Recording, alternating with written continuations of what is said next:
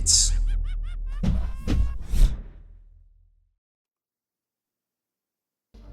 What's up, hobby maniacs? MBG here with a look at the Necron Codex. Today we're going to be talking about the unit entries that make this this codex so awesome. Now, of course, there's been all sorts of talk and conjecture about what got nerfed and what got better and things like that, but today I just want to take a quick 10 minutes or so and just kind of go over that with you all, because a lot has changed. And you know, the Necrons are kind of unique in the fact that they skipped a couple editions, so everybody doesn't have too much of a skewed view on them, but there's still a few things and a few nuances that I'd like to point out to you guys. Of course, for sake of time, I'm not going to be able to go over every unit in the book. It's just not going to happen. I'm sorry. I just don't have that kind of time right now. I would love to sit here and make a 4-hour video about the Necron book, believe me. But I just can't.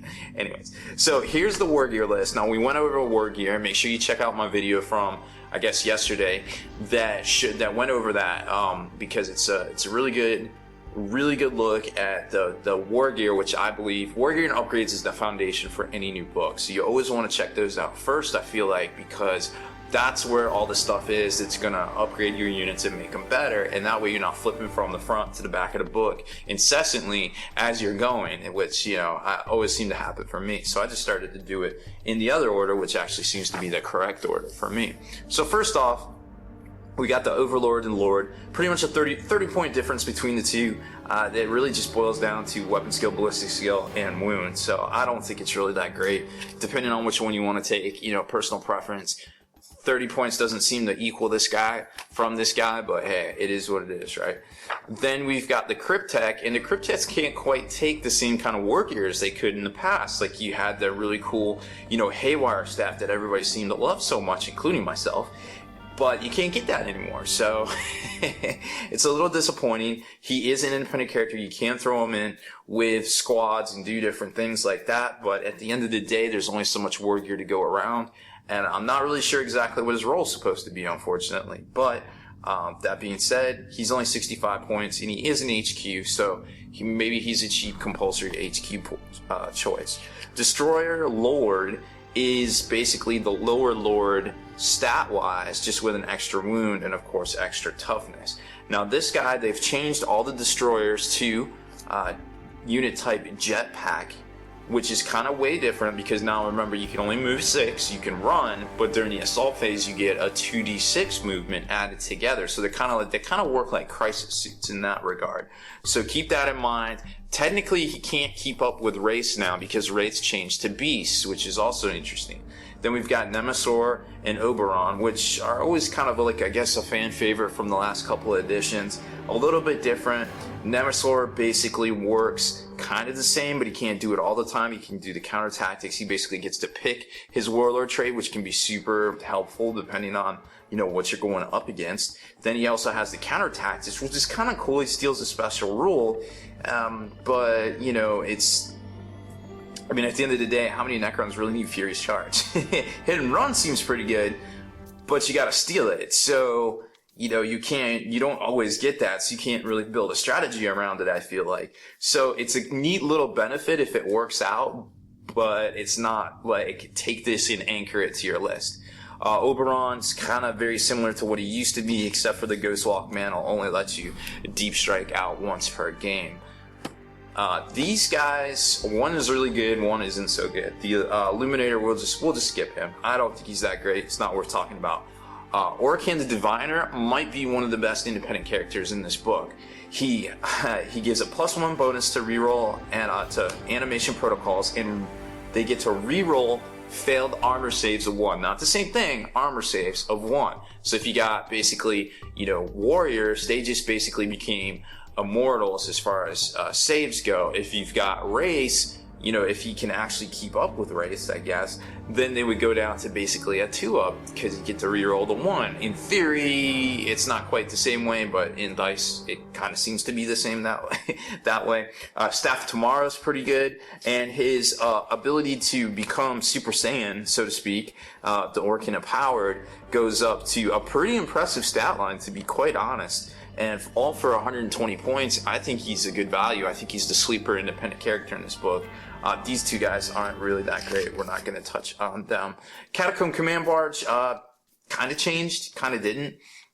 It's got this neat command wave special rule right now. A stunned result on the vehicle damage table still is the bane of this thing out in the flat. It's just going to kind of sit there for a turn, and that's never good when it comes to Catacomb Command Barges. Warriors and Immortals, pretty much the same. Warriors still 10 points. Immortals, I think, are like 17. Sorry, excuse me. Warriors are 13 points. Immortals are 17. What I like about Immortals is that the minimum squad size is 5, as opposed to the Warriors, which became 10. So if you're trying to do the War Scythe trick, you know, take a minimum squad size, throw them in a War Scythe, kind of gets pricey here. You're talking 130 plus 130. You're talking 260, where over here, 130 plus 85, you're talking, what, 215, right? So it seems like these guys might definitely become the more go-to for the people that favor the War Scythe. We'll see. They're no slouches. They're good troops. I feel them like a squad of 5 in the last incarnation of the rule. So with Tesla, of course. Lich Guard, I think are pretty much terrible. I wouldn't waste much time with them. Death Marks also. Let's talk about Flayed ones. They pretty much sucked last edition. This edition, I guess they're kind of atoning for their sins because they seem pretty well rounded. I'm not going to say exceptional, but I'm going to say if you got extra points in your list, say 65, you might want to look at these guys because minimum squad size, they can deep strike, they can infiltrate, they have 4 attacks on the charge. So they're like a really good cross between Space Wolf Scouts and Space Wolf Bullet Claws. They're really good in assault. I mean, you got weapon skill 4, 4 attacks on the charge, a 4-up save. The only thing they lack is any sort of cover save of sorts. You know, a bonus like a shroud or like a stealth or something like that. But other than that, they're pretty solid. I mean, to be quite honest, I think they're a super solid, well-rounded list on par with you know, an exceptional assault scout type unit, and that's you know, as far as they don't actually scout, they just have that stat line. So I definitely take a closer look at those guys. I think they're pretty good. Triarch Patronians, I really want these guys in the Lich Guard to be good, but they just aren't. I don't know how to use these guys. I can't see the use for them, so I'm just gonna skip them right now. Triarch Stalkers, another well-rounded thing. I think it's good in theory, but I don't really see how to use it on the tabletop quite yet. I like the targeting relay. I like the heat ray. I like the point cost. But at 125, there's so many other things you can get in this army. It's very difficult to try to figure out how to use these things. So I'm just going to say they're decent, but I don't know how to use them. Gosh, I really want these guys to be so good. The Satan are so awesome. They're like the boogeymen, and now they just keep getting worse and worse, it feels like. So I don't know what to say about them. In theory, they seem okay, but I wouldn't spend 240 points on them in a competitive game of 40k. And maybe a different type of game for sure, but not... I don't think we're going to see many of these guys. I'm sorry, but I'm just going to skip right over those. Night Scythe, 130. It went up, what, 20 points or so. Invasion Beams still pretty much work the same way as they did before. It's got the supersonic rule where it gets to flat out 36 inches. I don't know why you'd want to use that, except for the fact that maybe you drop some dudes off and you could flat out, but technically you can't flat out because you can't after you disembark, but I guess it's not disembarking, but it is disembarking. So I don't know, we got to look at the rules a little bit closer on that. I'm not exactly sure why they have the supersonic, but they're still really good. Still got the standard loadout, just a little bit more expensive points cost wise, which seems to be bringing them in line with 7th edition 40k. Ghost Ark, I like it. I liked it last edition. It's got more shots this edition, salvo 510. However, the transport capacity is only 10, so be wary. You can't exactly put a squad of 10 in here with an independent character. But at 105, it seems like there might be some builds out there that this or several of these could definitely anchor down a line and shoot the crap out of people. Canoptek Wraiths, these guys got way better in my opinion. We lost toughness 5, 2 wounds. It's pretty much standard other loadout. Beast now. So they kind of got the bonus in that regard. They still retained Wraith Flights. They basically ignore intervening terrain and models. You just can't end up on top of them. Still have their 3+ invulnerable, but toughness 5 is way more durable. I've lost these things to freaking las guns before, Toughness 5, that's the equalizer, I feel like. They also have some upgrades. You can take the whip coils. You can get the +3 initiative, which kind of puts them over most other things in the 40k universe as far as initiative. Then you've got the particle caster, which I don't even think's that good to even talk about. Transdimensional beamer, though, does cause instant death on a roll of 6 to wound. However, it is only a strength 4 weapon. It is AP2 though, but it's 10 points per to upgrade these. So maybe not good in competitive 40k. Maybe it is good in competitive 40k. I wouldn't put them in the front because the range is only 12 inches. So be very careful if you're going for that tactic. Canoptek Scarabs, pretty much the same as before. Tomb Blades, let's stop and talk about those real quick.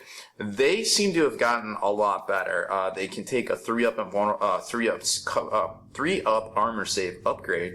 They also have a weapon that shoots a small blast strength 6. You can upgrade it with the Shadow Loom to ignore cover. As far as I think you can also take one of these upgrades is, I believe it's Shield Veins, gives you a 3+ armor save that we just talked about. So for roughly 21 points a model, you can have a jet bike that shoots a 24-inch strength 6 small blast, ignores cover, and has a 3-up cover save, and is also toughness 5. I think it's pretty solid. I think we'll see a lot more of these guys on the tabletop, but only time will tell, of course. They definitely weren't that great last edition, so look out for these guys. We may start seeing more of them.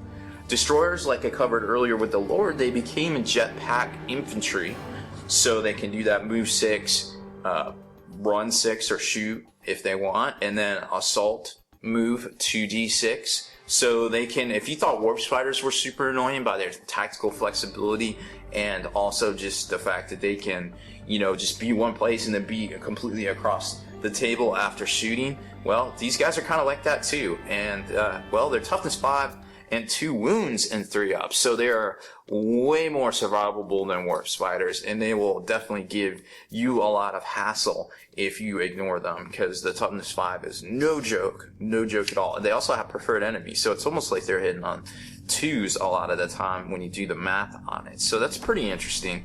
Heavy Destroyers, pretty much the same. Canoptek Spyders. I'm going to show you a quick document, and I'm going to need a pen for it. Of course, I didn't bring one over here. So these guys kind of changed, the wording kind of changed, and some people were online crying about it, and I was like, well, I don't think it's as bad as they think. But, so check it out. It says that you have to, say you have a line of scarabs, this is your deployment zone. People are talking about how to do a first turn assault with these, and I don't think they got it down. So this is 40 millimeters, right?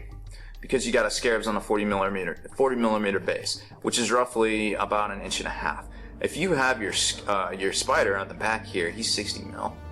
So he's roughly about, what is that, almost, 3? Well, it doesn't even matter for this comparison here. So we'll just say you have to, when you spawn one dude out, you have to put it within, you have to lay it down within 6 of him, 6 inches. And you also have to be within coherency. So you have to be within 2 of the other guy. So that's 2 inches here. This is 1.5. So you're looking at 3.5 inches already between the 2. And then you've got 2 right there, or roughly 1.5.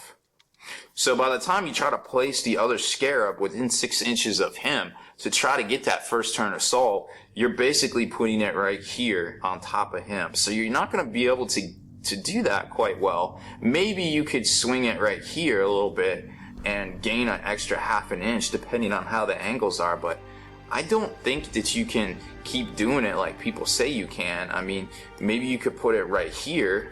You could put your scarab on the line, and then you could get a little bit further, but I think the same analogy is going to apply with your 2 inch and then your 1.5 inches, and then, you got to be within 2 inches here. So I think maybe there might be a little bit of wiggle room, but if your opponent's smart, they're going to know that, hey, don't set up on the line, or I'm going to get assaulted on the first turn by these stupid spiders, which, as we covered in the rules video earlier on Wargear, the Necrotic, the strike special ability lets you wound stuff on 6s even if you couldn't normally. So, instead of stripping armor, they just basically auto wound on 6s or, you know, auto glance on 6s in combat, not from shooting. You can't have your little scarabs manning your Aegis gun like we've seen some people do in the past before it was clarified. Doom Scythe, pretty much the same as before, 160. A little bit pricey, but it does have the death ray, super nice. We covered that. It's a strength 10 small blast lance. Make sure you remember the lance. AP1 weapon. Monoliths have 3 interesting things here. They got the gate that lets you jump around, the particle whip 2, which is the strength 8 large blast AP3, and then you've got a bunch of little heavy bolters basically shooting on the sides, which seem, you know, pretty decent. 200 points, I think it came down. Annihilation Barge, 120, went up 30 points. You still can't do that Snapfire trick where you would Snapfire and, you know, still shoot your Tesla. But it's, you know, it might be worth taking still. Doomsday Arc, I can't put any stock in something that just basically shoots one mode of fire and doesn't do much else. Tesseract Vault and Transcendent Satan, I don't think they're that great, so I'm just going to kind of skip those for right now. The Tesla Sphere is very interesting. I definitely think it's pretty good weapon-wise, but not on that. Maybe on the Obelisk, who has the ability to have a 3-up invulnerable save. Also, the Gravity Pulse seems pretty interesting. I don't think I would see this in normal play, especially because it's a Lord of War.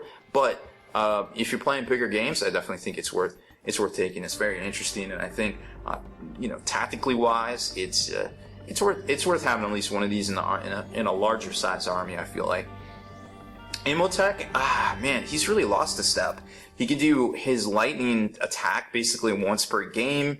Staff of Destroyer, I mean, it's good, but you got to be within 18, and then at that point, like, what are you doing? I don't know what to think of this guy, but I'm not impressed by him right now. Somebody please prove me wrong. I want him to be good, but I don't think he's good. I apologize, guys, but I just don't think he's there. I don't see it yet. So that's pretty much it. Next video, we're going to cover the formations and the Decurion, because that's a very curious thing, and we're way over on time already this video. So definitely check back hopefully tomorrow for the conclusion of the Necron Codex review with the Decurion and its I guess child formations, we'll call them, in this book here. So that's it for this one, guys. Make sure you stay in the trenches, subscribe to this YouTube channel, check out the blog, spikybitsblog.com, and listen to our podcast, forgenarrative.com.